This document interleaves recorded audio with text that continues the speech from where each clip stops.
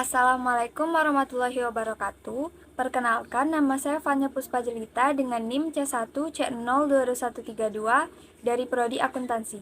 Di video kali ini saya akan membahas materi perpajakan mengenai PPN, PPNBM, PBB, BPHTB, dan Bea Materai.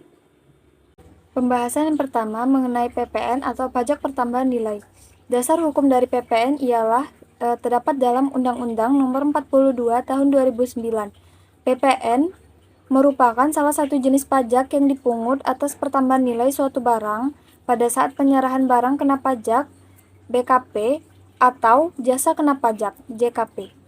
Sederhananya, pajak pertambahan nilai adalah pajak yang ditambahkan dan dipungut atas suatu transaksi jual beli barang dan jasa yang dilakukan oleh wajib pajak pribadi atau wajib pajak badan yang telah menjadi pengusaha kena pajak.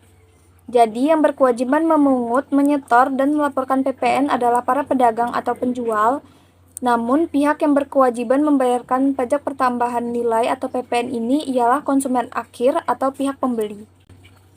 Perubahan tarif pajak pertambahan nilai sudah serentak dilakukan sejak tanggal 1 April tahun 2022 hingga kini.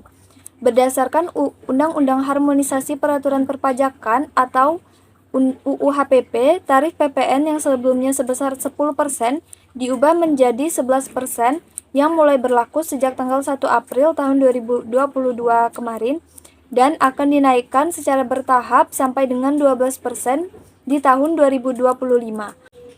Materi selanjutnya mengenai PPNBM atau pajak penjualan atas barang mewah. PPNBM adalah pajak yang dipungut atas penyerahan atau impor BKP tertentu yang tergolong mewah. Selain dikenakan PPN, juga dikenakan PPNBM. Sistem pemungutan dari PPN tersebut adalah sekali dari sumbernya. PPNBM dikenakan atas penyerahan BKP yang tergolong mewah, dilakukan oleh pengusaha yang menghasilkan BKP yang tergolong mewah tersebut di dalam daerah pabean dalam kegiatan usaha atau pekerjaannya. Yang kedua, impor BKP yang tergolong mewah. PPNBM merupakan pungutan tambahan di samping pajak pertambahan nilai yang akan dikenakan hanya satu kali pada waktu penyerahan barang kena pajak yang tergolong mewah tersebut oleh pengusaha yang menghasilkan atau pada waktu impor BKP yang tergolong mewah. Untuk tarif PPNBM dengan peraturan pemerintah dapat ditetapkan dalam beberapa pengelompokan tarif, yaitu tarif paling rendah sebesar 10% dan tarif paling tinggi sebesar 200%. Tarif pajak 10% itu untuk kendaraan umum kategori tertentu, alat rumah tangga, alat pendingin, hunian mewah, televisi, dan minuman bebas alkohol. Untuk tarif pajak 20% untuk kendaraan bermotor kategori tertentu, alat fotografi, permadani, dan peralatan olahraga impor. Tarif pajak 25% untuk kendaraan bermotor berat dan berbahan bakar solar. Dan tarif pajak 35% untuk minuman bebas alkohol, barang berbahan kulit impor, batu kristal, bis, dan barang pecah belah. Masuk pembahasan yang ketiga mengenai PBB atau pajak bumi dan bangunan. Dasar pengenaan pajak dalam PBB adalah nilai jual objek pajak atau NJOP. NJOP ditentukan berdasarkan harga pasar per wilayah dan ditetapkan setiap tahun oleh Menteri Keuangan.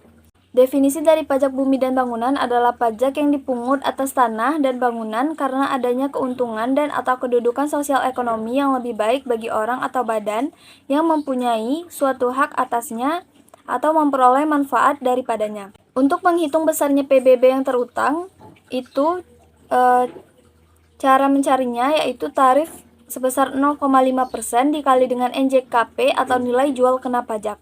Jika NJOP kurang dari 1 miliar rupiah, maka cara mencari nilai NJKP diperoleh dari 20% dikali NJOP. Namun, jika NJOP senilai 1 miliar rupiah atau lebih, maka dikali dengan 40%. Materi yang keempat mengenai BPHTB atau Bea Perolehan Hak Atas Tanah dan Bangunan.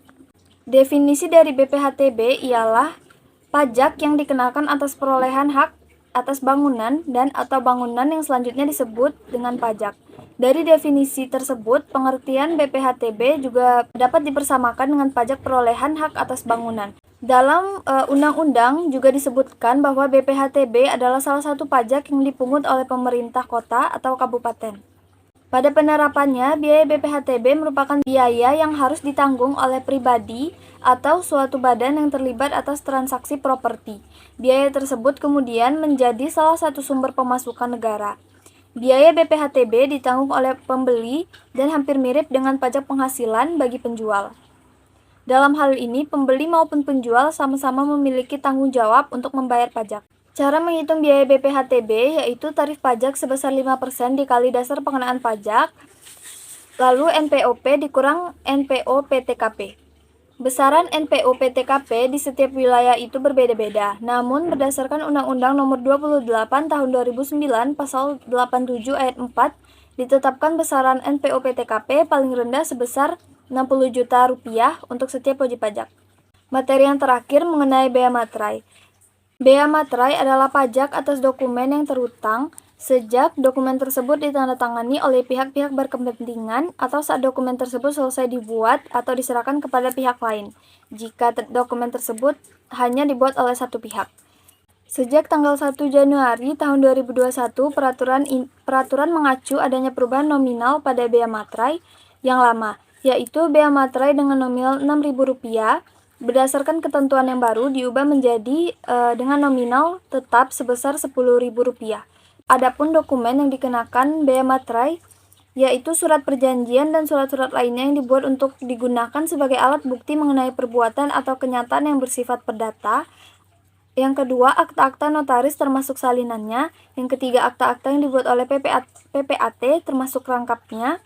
Yang keempat, dokumen yang digunakan sebagai alat pembuktian di muka pengadilan. Yang kelima, surat yang memuat jumlah uang. Dan yang keenam, surat berharga seperti wesel, promes, dan askep.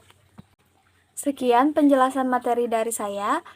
Apabila ada kesalahan dalam pengucapan ataupun dari pengetikan di PowerPoint, saya mohon maaf. Semoga yang saya sampaikan tadi dapat bermanfaat dan menambah ilmu bagi kita semua. Saya akhiri. Wassalamualaikum warahmatullahi wabarakatuh.